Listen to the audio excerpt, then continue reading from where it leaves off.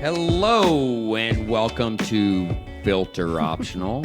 I am Chico West. And I'm Shannon West. I'm the no filter of the Filter Optional. Yes, and I'm the filter. And I'm sensing that the no filter is a little tired today, maybe. Tired.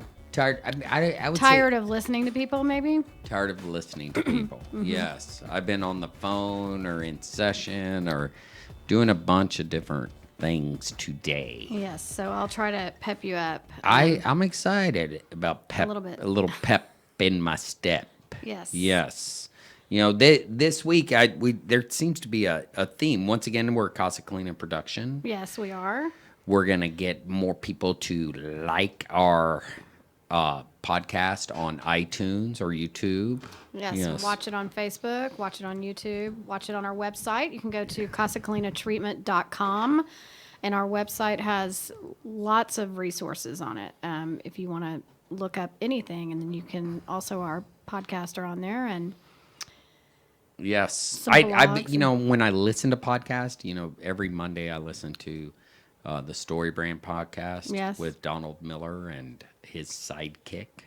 It's really good, and they do a little introduction. So I'm gonna give them a little shout out because I like their introduction before they introduce what their topic is. And okay, so they, you do. Okay. They do that, and so I'm trying to learn. We are in this learning, little over a year of doing podcast. I think this might be episode 5.0. Yeah, but it's like you get fearful that I'm going to jump into the topic. So you're trying to let's have a little monologue, We do need a little dialogue because sometimes not you get monologue, a dialogue. Yeah. Yes, we do need dialogue because sometimes you get boom, you get. I know I'm ready to talk about what I want to talk about, and that's okay. And all of a sudden, there's nothing wrong with that. There is nothing wrong with that, but we need a little.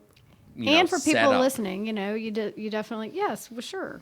And nothing wrong with learning new tips and tricks either. Yes. Right. I'm glad you're listening and learning. I mean, yeah, exactly. I've been producing podcasts for 8 years. I learned something new about it almost every single day. So. Well, thank you, Kevin. And Kevin is our producer and stuff like that. And it's good. It's good if you're listening, live on Facebook. A lot of people, it gives people time to join in before you get to the meat of what you're talking about. Absolutely. So, those are good tips. And some people enjoy listening to on Facebook. I'm a podcaster on iTunes. No, I know. So that's what I'm saying. Because I drive. If people are like in a carpool line and they only have like 30 minutes in the carpool line, because you wouldn't know this because you never did a carpool line, but women have to line up early, or men, whoever's picking up, you have to line up early for carpool. So you're in your car a lot. So I hope people listen, but you don't want to take too much time introing because you're like, okay, you got to. Yeah, but they can always fast forward. But here's the deal: is I do, I like to give shout outs. Yes, you do. This week I haven't responded to a text from my aunt. I like to call her my aunt. Yes, aunt. Which one? You have a lot. A lot of aunts. But Aunt Linda, she listens to our podcast on Facebook, and she comments a lot. But she sent me a text about Happy Friends Day or whatever. I guess we became friends on Facebook today. Right. But give her a little shout out to old Linda West, and we'll see her this week. Yes, we love it that she supports us, and we do get to see her this week. We need to get a little shout-out sound effect that I can play whenever you do that. No, It's not this week. It's next week. But... Well, this week that'll be aired. Monday. Yeah, sorry. All right. So I like the topic. So I got to give credit where credit's due. Is like I've been busy doing a bunch of different things, and you have been the topic master lately. Well, so I appreciate that. I like our topics, and there's a theme to our topics. We've talked about restlessness. We've talked about anger. And this week, we're going to talk about loneliness. All right. And it's because the reason that I have kind of connected these is because when we talked about restlessness and did that, it was like a revelation. You know how you hear those things like, I was so many years old when I found out that, X, Y, and Z, when I found things out. I was almost 50 years old when I found out that I struggled with restlessness. And I was almost 50 years old when I found out that anger could be a good feeling. Will you stop breathing so heavily? I know. I noticed that. What is the problem? I was like going. I noticed that too. I could hear it in my. I mean, he's chewing his eyes too. I know. Are these things you haven't learned listening? If you listen to a podcast on Monday morning, does Donald Miller like breathe heavy and he chew doesn't ice? do that. It's when weird. His cohort is talking. Okay, so let me get back to our. I have just realized that I suffer from restlessness, and I was able to identify it and learn, some tools to deal with restlessness. And then the same with anger. I always thought that anger was a bad emotion, and we talked about how it's not good or bad. It just is last week. And so I have learned to embrace anger also just now. And then, I would disagree with that. I think you've embraced anger for a while being married to me. He's trying to be funny, but it's not. No, there is actual truth to it. Anger, yeah. Yes. I mean, yes. No, I've been angry before, but I haven't embraced it as a good emotion. It's usually been really negative. Yes.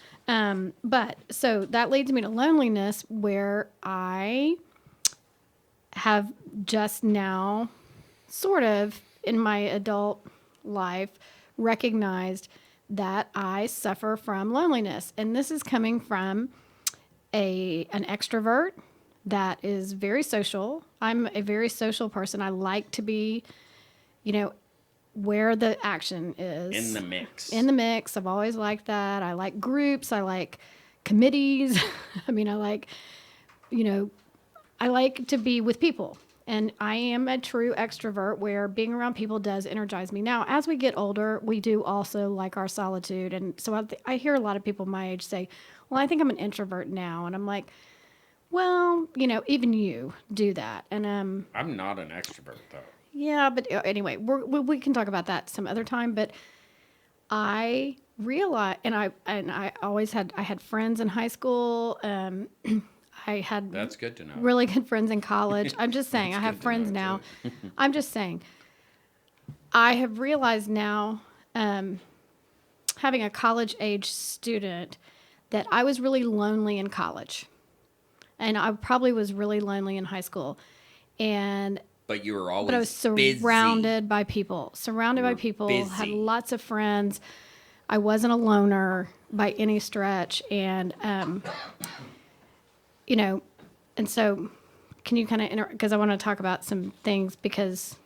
Well, it's funny because I was meeting with a client today, and Yep. I will tell you this much: it was a female. I'm not gonna out her, but she said this, and I knew we were doing this podcast, and I said, "Can I write this down? I'm gonna share your quote on the podcast."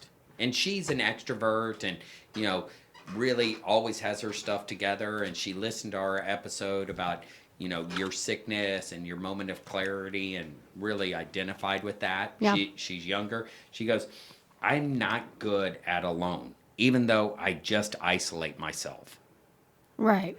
That she struggles with being alone, but then she sets herself up and isolates herself, doesn't ask for help, doesn't see that she has needs and stuff like that. Okay, and I'll tell you what has come up for me lately that I've realized that we all need to, just like we need to address our restlessness and we need to address our anger, we also need to address our loneliness, even though we may be unaware that we actually have it if we're surrounded by people all the time. Well, and so let's pause for a second. Yeah. You said, you struggled with loneliness in high school and in college, Yeah. and you see that now looking back, hindsight's 20/20. Yes. Having your own boys and seeing that they struggle with that. Yes. Having that that sixth sense or the mom instinct. Yes. But here's the deal, just like what you said when we started this, the intro about our topic about loneliness, you didn't realize that it's all right to be angry. No, right. You're right. That anger is. Right. Loneliness is. The deal is loneliness leads to a lot of different things. Yes. Okay. So that's what I was going to say is that anger just is, and it's okay to be angry. But I'm not, the more that I delve into loneliness, I'm not sure that it is okay to be lonely. I think you need to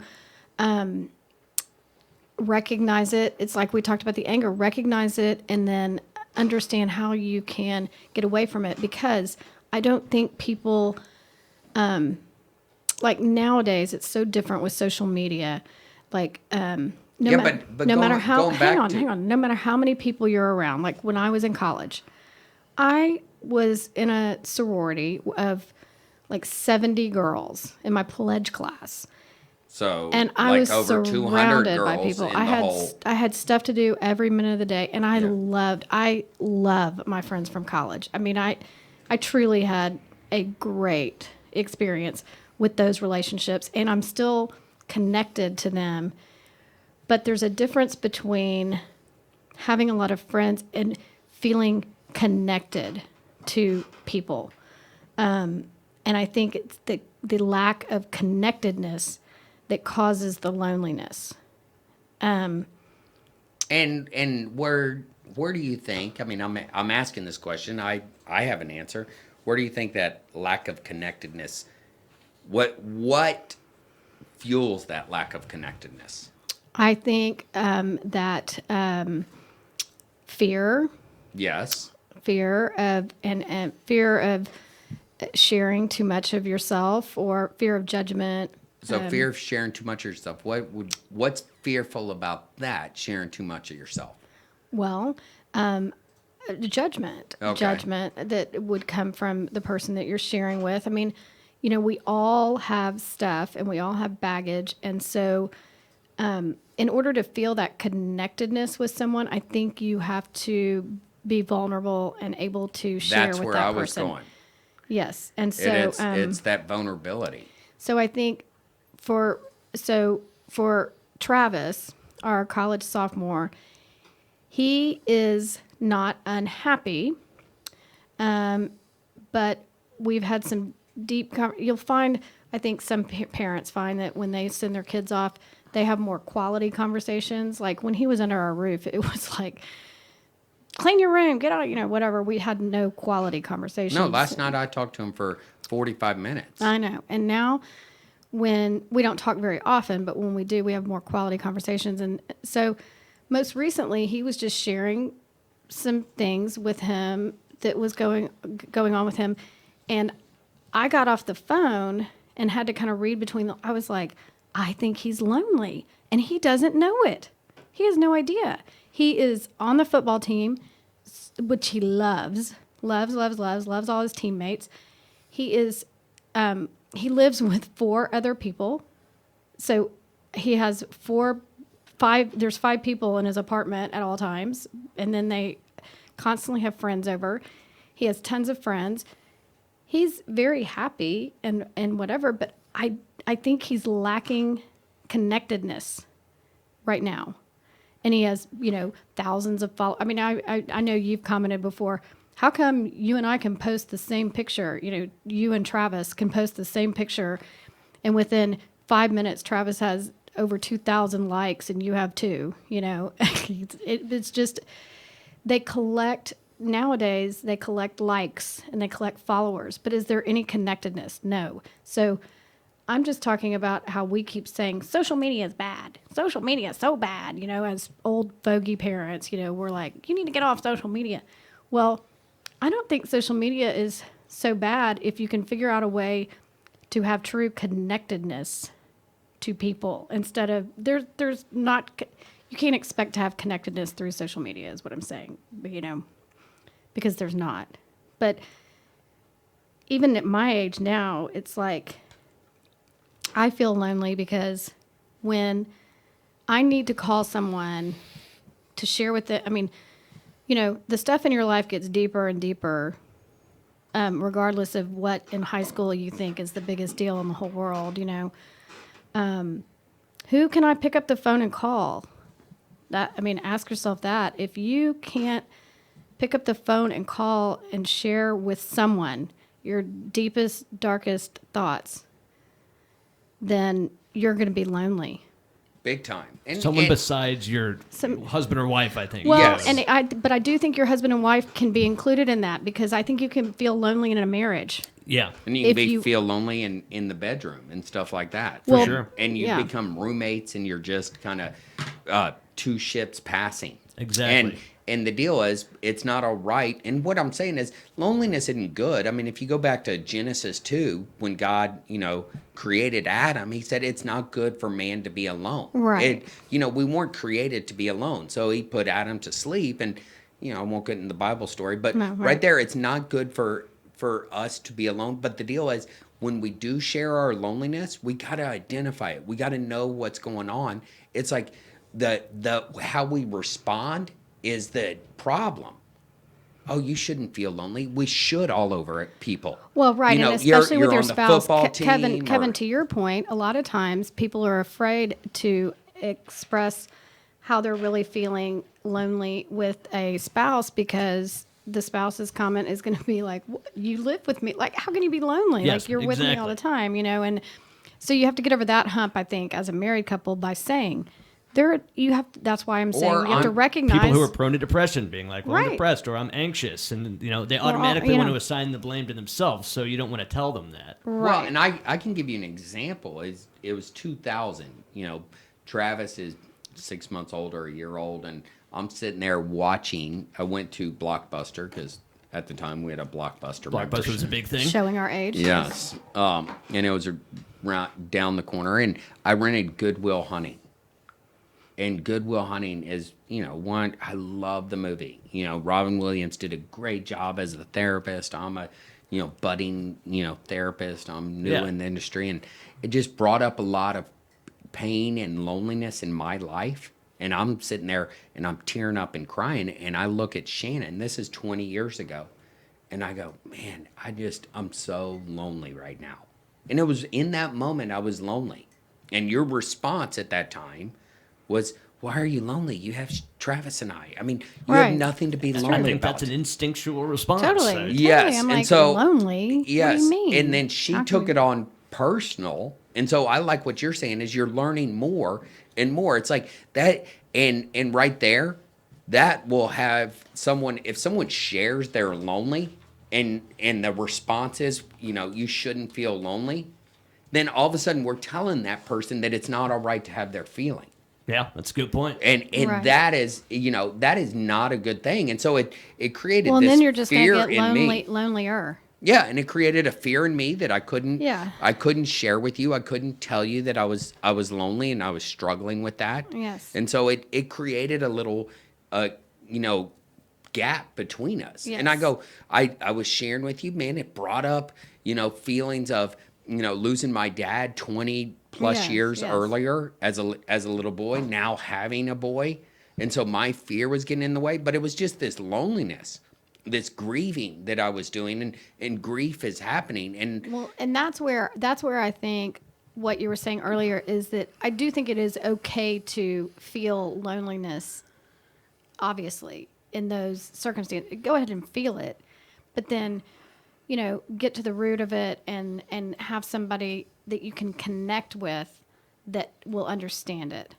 Be vulnerable. Have somebody that you can be vulnerable with. And I think that is why depression and suicide and all those things are totally on the rise, especially for young people these days, because actually it's on the rise in our age even more so.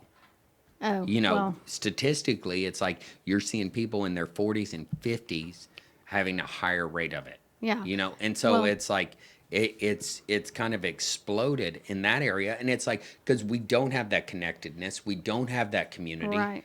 There is a lot. And I'm of reading that. I've been reading a little bit of research, doing research for the show and everything else, and several different places. I mean, like Harvard and I don't know, some other legit, sources have flat out said that loneliness causes inflammation in the body, which leads to so many other problems. And I'm like, how can you say that? Okay, that sounds so not medical. Loneliness causes inflammation. You know what I'm saying? It's any physical manifestation of something like that sounds weird. Right. It's not a medical or scientific explanation, but it's legit. It is what people are saying. Well, and I like that you're saying it doesn't sound legit. It doesn't. But here's the deal, man. We're emotional beings, and we have all these feelings. And the deal is, we think of those feelings. Going back to the our podcast on feelings, is that I like that I really adhere to 7 feelings. fear, pain, anger, shame, guilt, loneliness, joy. Yes, we know. And so the deal is those feelings drive us. And then what are the messages that we tell ourselves? Loneliness, some of those messages that we tell ourselves is, no one will like me. I'm going to be judged, or, I'm a loser, whatever. Yeah. And some of those are from our shame tapes and stuff like that. But the deal is, what I'm saying is there are times and seasons that we're going to feel lonely, especially when we don't have that connectedness. Right. And one of my favorite authors is Henry Nouwen, and he talks about Nouwen. He talks about in his book Life Signs, intimacy, fecundity, and fruitfulness. In the book on in the chapters on fecundity, which is fruitfulness, he talks about fear and how sterility. I like what he says. Sterility is one of the most obvious responses, to fear. When we feel surrounded by threats, we close ourselves off to others. And it's this self-protective mode. I think I agree with your statement, but I didn't understand that sentence at all, and you just wanted to use fecundity in the podcast, I think. Okay, but here's the deal. It's talking about fruitfulness. See, that's something that needs to be in the show notes. The definition of fecundity. Yes. Yes, but we when we feel surrounded by threats, we close ourselves off and no longer reach out to others with whom fruitful relationships might grow. Yes, that's the connectedness and the fruitfulness. Okay, and so that's I was trying to, but I saw your eyes and I was reading your eyes and I was going, she's glazing over. She's glazing over. She is not tracking with me at all. Nope. And so I was trying to make eye contact with you, and you were going, no, I have another route I'm going to go. But we're talking about connectedness. And part of that connectedness and the reason we feel lonely, we get into this fearful place, because I think most of these other feelings stem from fear of loneliness, fear of anger. And those kind of things. And I read, one of the things it said, feeling alone ranks up there with smoking, obesity, and physical inactivity in terms of its effect on your health, which I thought was interesting. And then I read this is Harvard Health. I read this great article about a social media diet, which I think can be good for all ages at this point. It's saying, if especially like it's saying, if you're fat, if you eat less or you don't eat as much, will you get thinner or whatever? And it's kind of like social media diet is that it's fine in moderation, but you need to know that it doesn't build connectedness. It can be used to keep up with people and to see people what they're doing, but you're not going to have connectedness. And so don't be confused by day to day if you're just seeing people on social media and connecting and you're not connecting. Exactly. You're not connecting. And so it's just strategies to use social media, not for connectedness, but you need to. And I said, before I even realized all of this, I had decided that my 2020 word was kind of going to be intentionality with my time, how I spent my time. And I had an example with a good friend that was going through something, and I didn't know she was going through it. And I heard from another friend that she was going through it, and I had this terrible guilt that I had not connected with her in a while. And I realized that I needed to be more maybe intentional about my connectedness. And then I am going to On-Site in May. Way to go, On-Site. Mm-hmm. So little shout out to On-Site. I'm going to go for their, what is it called? Living Centered Program. And so I'm going to go. And guess what you cannot do for a week? I can't have my cell phone. Yes. But they send this like 26-page, thing about questionnaire that you have to fill out before you go. And so I was filling it out, and one of the questions is, do you have a lot of friends? I'm like, yeah, I got a lot of friends. Have you seen my Facebook page? my Instagram, I'm getting, it's like, do you have a lot of friends? And then you answer yes or no. And then it's like, what kind of friends do you have? Like, what are your friends like? Or whatever the questions are that I'm like, yeah, well, and then it has a couple of other questions that are kind of leading, like, can you turn to these friends for, I can't remember what the questions were, but, and I, well, maybe we'll bring those questions in and well, sure. kind of. So I had another little revelation of, I probably do have just a very, very few people that I truly feel connected to. And that's not good or bad either. But at least I do have somebody that I'm connected to. Yes, because a lot of people don't have that. Right. I think if you have to sit down and I have a few people that I'm really connected to, and I've given like, them shouts out. I think on just this. real quick while I'm thinking about it, I think on this questionnaire it was basically asking, do you have people that you would share everything on this questionnaire with? It's kind of like that was kind of implying that, like, do you have? And so I had to think about, because some of it asks, it's 26 pages of in-depth. I mean, parent history, sexual history, everything, drugs, alcohol, like any hang up that you could have, it's on this sheet. And so I had to really think about that. I'm like, are there people, and there are a couple of people in my life besides you that I would share everything on the sheet with. And I was grateful for that. And here's the deal: is if we don't have that, that really fuels that loneliness. That fuels we don't have that connectedness. Right. We don't have that sense of community. Who can we share and open up and be vulnerable to? Right. Because being vulnerable that takes courage. That takes risk. Yeah.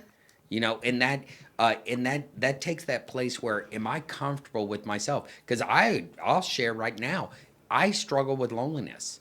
I'm talking to people and helping people out, and so there's times that I don't feel like I can go share with some people. No, right. What I'm struggling with. Well, you're not truly connecting with people. You're helping people. I'm helping people, and so the deal is, I do have some people. In our neighborhood, Chad and Greg are a couple people that I can really connect with. There's a few others that I can go a little bit in depth with. Dayton's another one. But then I got some buddies. You don't have to name your friends. I know. But I do want to put a name to it, in the sense of, man, I do have some of those things. I have some other guys in my life that are in my community, my on-site community. Bobby and Brian, and Mike, those guys, I can share, deep stuff. And lots of times it's over the phone because we live in different states. Right, right.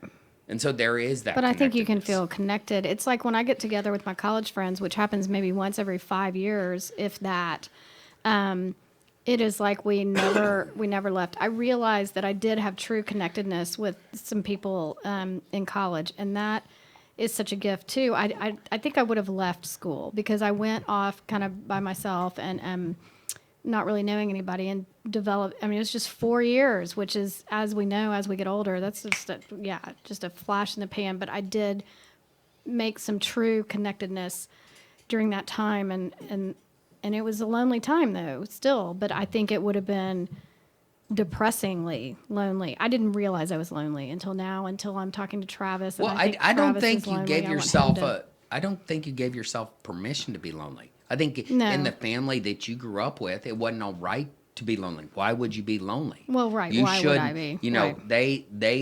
And I'm not faulting your parents. That's the best they had. That's the tools they had. Why should you feel lonely? Right. You have us, you have this, and stuff like that. And so there was always that. But that I also push couldn't. So talking about family, like, I was attracted to you and your family. I was attracted to your family because it was huge, just gigantic. I mean, you're the oldest of 19 cousins or whatever.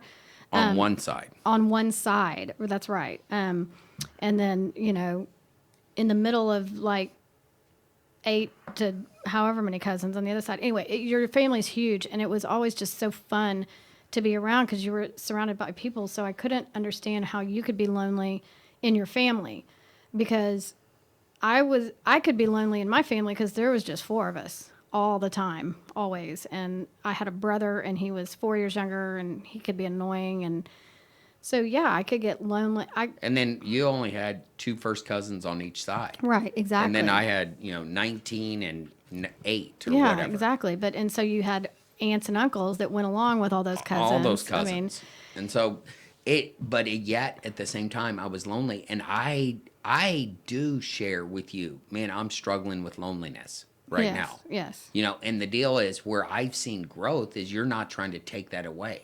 No. Yeah, you're asking me, are you doing something about it, and those kind of things. Right. You're getting curious with me. You're finding out, am I getting into, maybe a dark place? But there's times that it's lonely.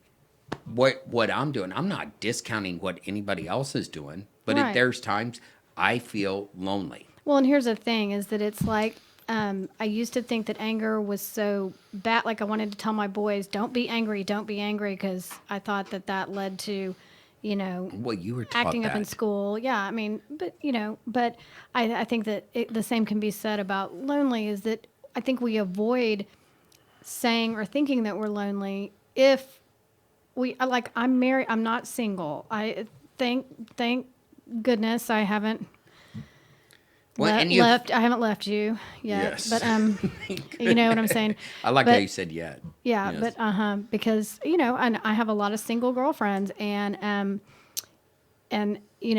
things like that are so how do I say that, tangibly lonely? Like, I mean, you're like, oh well, yeah, she might be a little lonely right now because she's single right now, or it would be easy to assume. That's the problem. We make assumptions all Right. the time. But people also on And the so on the but I haven't opposite side. identified haven't allowed myself to feel like I can be lonely because I shouldn't be. I mean, I'm married. I have 2 kids right now. Exactly. That's So- where I was going. Is like, you should on yourself and say, I shouldn't be lonely. Right. We have a good marriage, all this stuff. But the deal is, the more honest you can be, the more transparent, the more vulnerable. Last night I got a call from a guy that, came through the gas house, works in the field. He's struggling in his marriage with loneliness. And he gave you and I a great compliment. He goes, y'all are just real. His wife's pregnant for the first time, and he's struggling with that. Yeah. And he's just going, man, I don't feel this connectedness. Is this weird? Or is it normal? Yes. But And either so way. he was just going, I don't feel that freedom. He doesn't have that connectedness. He's moved to a new city. He has a new job, all this kind of stuff. Yeah. And so it's like, man, every one of us is going to struggle, I think, with loneliness, unless It's like restlessness and anger, I think, and loneliness. I think we all, if we're honest with ourselves, we all struggle with all 3 at some point in our life. I mean, at some point. And then, it's also like, been there right along with the people that are like say when Kate Spade took her own life, everybody's like, I mean, Kate Spade, like, she was a sweet, kind, philanthropic, very successful woman in business. Productive. She had a child. She had a husband. I just think she was lonely and I agree. surrounded by people, and and that's what causes people to be like, we don't understand. How could this happen? Same with Robin Williams. Yes. I mean, I don't think he was overly productive. No, but he was so lonely. I agree. But there's that when it comes to loneliness, I think a lot of times it's just this I believe we don't share our loneliness because we're fearful. We're fearful of being judged, like you said at the beginning. Yes. We're fearful of going, hey, I don't have it all together. Right. We're fearful that if I share, man, I'm lonely and I don't feel connected, people are going to should on me. Right. They're going to say, why should you do that? Why are you this way? Yeah. I guess I'm just saying, I don't think loneliness leads to productivity, over productivity. I don't think that's a... No, I'm not saying that. I felt that's what you were saying. So that's the way I was hearing it. Yes. So I just... I was saying when fear is dominating your lives, Yeah. I know for me, when fear is dominating my life, I can get sterile and cut myself off from others, or I can get real productive. But it right there, I'm probably at the core, I'm lonely. Okay. Is what I'm saying. Yeah. That's what I struggle with. Yeah. I got it. I got it. I just, yeah. I'm sorry. It's a word game for me. It's just a struggle with some of the words. So it's not you. It's me. I'm admitting it at the end of our talk that That what? I don't know what sterile means.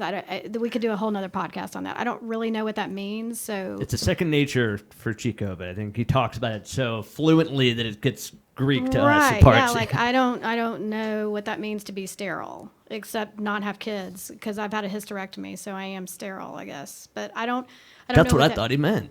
Oh, I don't know what that means. Okay, so I'm not trying to.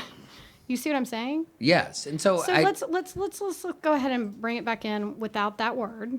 Okay. Sterile or productivity.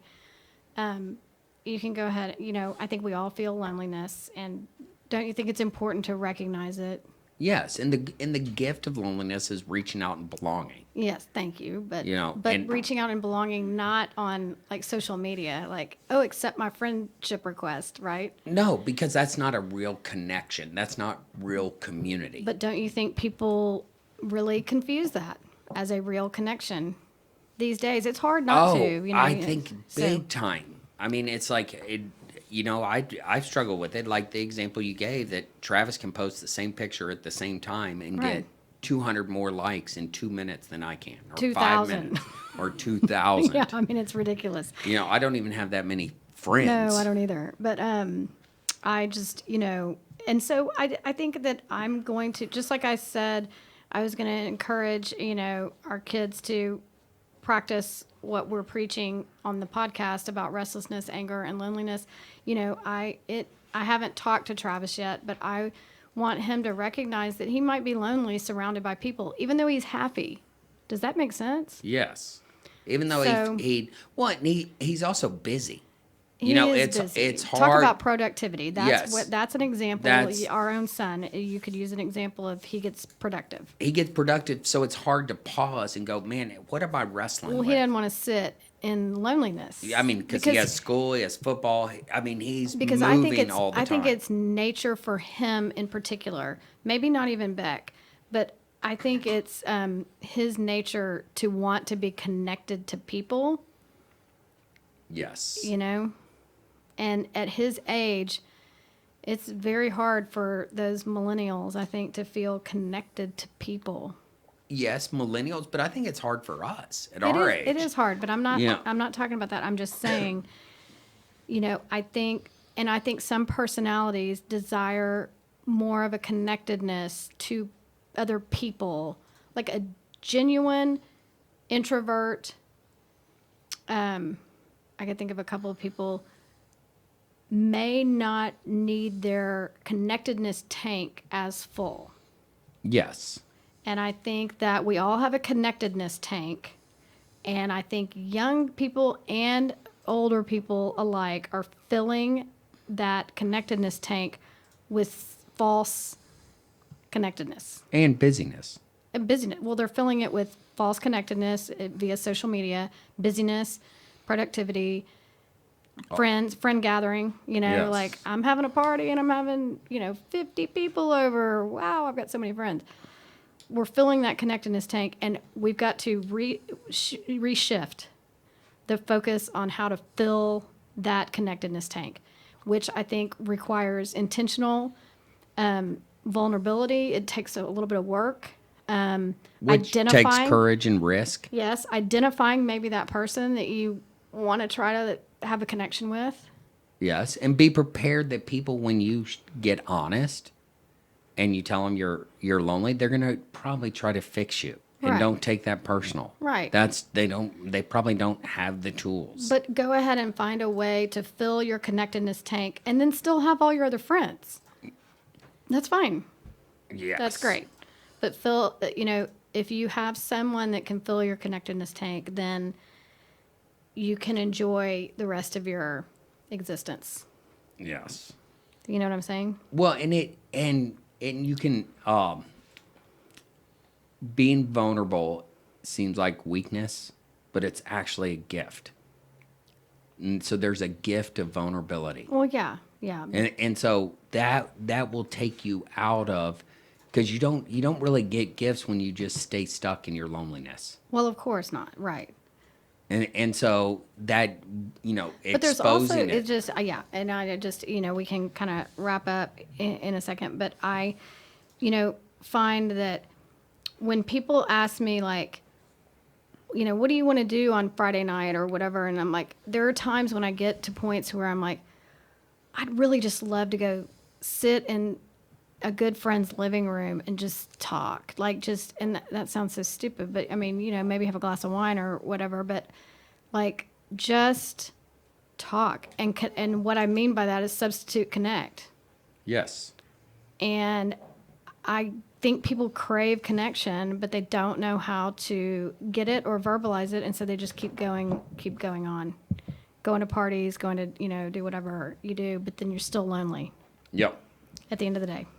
So be aware that end of the day, that we all struggle at times, and some more, with loneliness. So I liked the topic. Yes, it's good. Figure out how to fill up your connectedness tank. Yes. All right. Right. Be vulnerable. Yeah. Find community. Quit using words like fecundity. I like the word fecundity. And sterile. Sterile.